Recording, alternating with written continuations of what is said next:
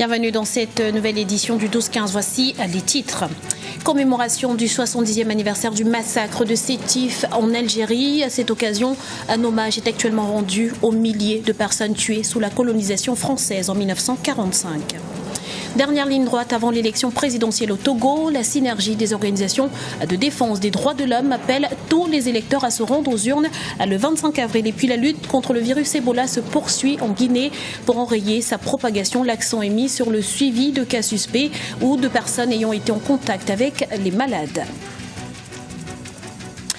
Mais avant de développer ces titres, Djeneba Diarra, nouvelle secrétaire générale de l'Union africaine. Elle a été nommée ce dimanche par la présidente de la commission de l'UA, Nkosazana Dlamini Zuma.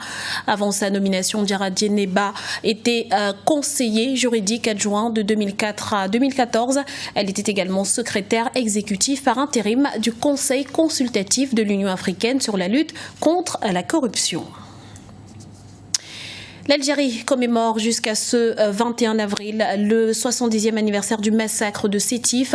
Le 8 mai 1945, les populations de cette région manifestaient pour leur droit à l'indépendance. De ces rassemblements sont suivis une des répressions les plus sanglantes de l'histoire coloniale française. Aujourd'hui, l'Algérie veut se souvenir des victimes de cette période douloureuse. Ibra Tindiaye.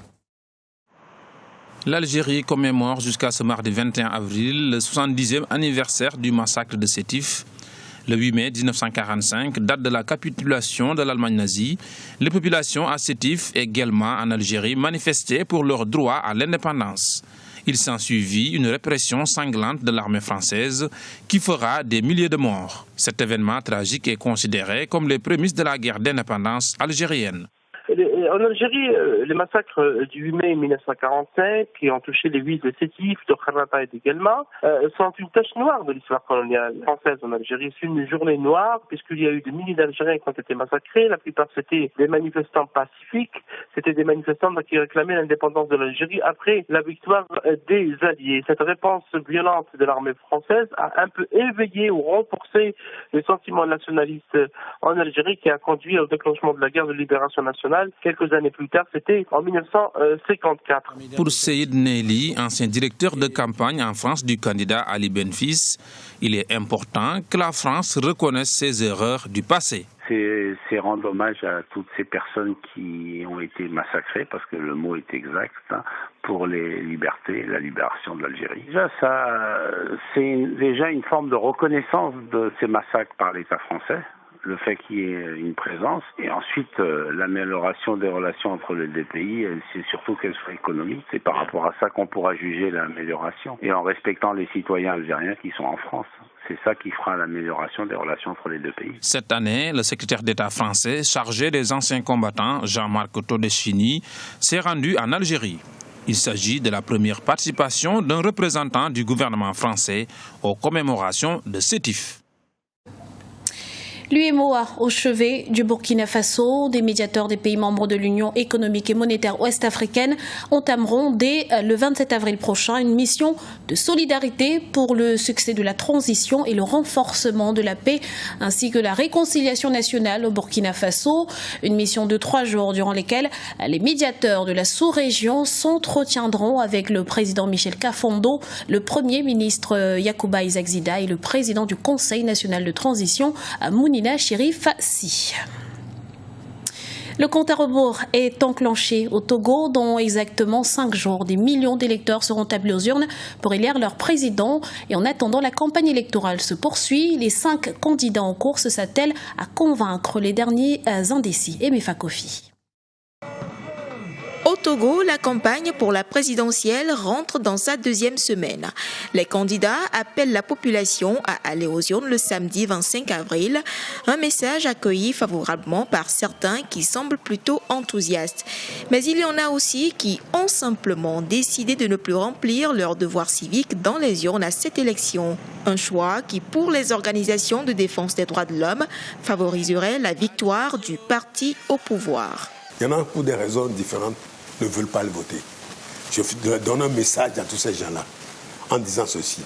Leur attitude de ne pas aller voter ne peut pas faire changer les choses au pays.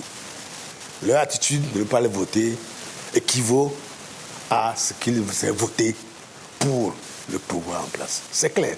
Alors si vous ne voulez pas voter pour le pouvoir en place, allez voter pour ceux que vous avez des candidats de l'opposition.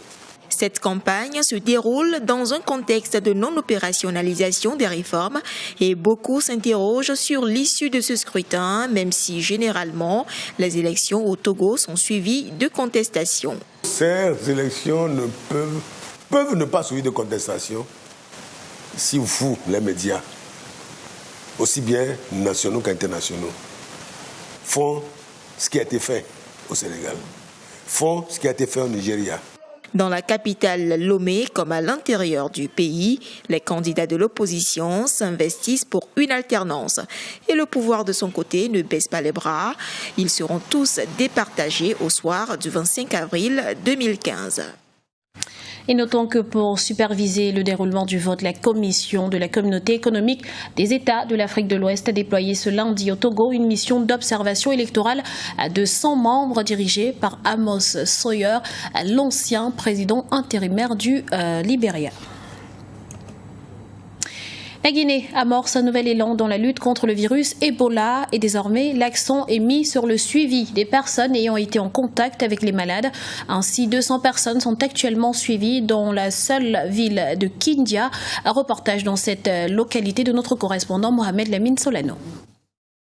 Le suivi des personnes ayant été en contact avec les malades ou suspects d'Ebola reste le principal enjeu de la diminution de la propagation du virus en Guinée. À Kindia, par exemple, l'une des villes sous l'urgence sanitaire renforcée, 218 contacts sont enregistrés. 209 sont suivis par les équipes médicales, mais l'inquiétude des agents de terrain réside dans le refus de plusieurs personnes en contact avec des malades ou suspects d'Ebola de se déclarer. Beaucoup de gens confondent, ils ont peur et croient que s'ils se révèlent contact, les autres vont les stigmatiser, ils vont avoir peur d'eux. Donc il y a un problème de sensibilisation, de communication qu'il faut poursuivre parce que les gens n'ont pas toujours bien compris ce que c'est un contact. Cette sensibilisation a produit des résultats à Kindia. Sekouba est le frère aîné de Fatmata Kamara, décédé récemment d'Ebola.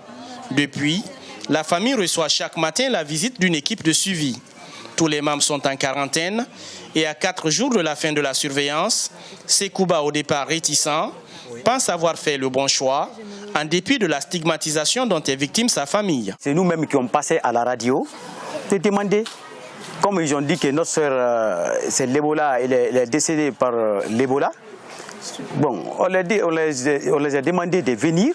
Chaque matin, ils passent ici pour nous flasher, pour flasher toutes les familles et demander ce qui va, ce qui ne va pas.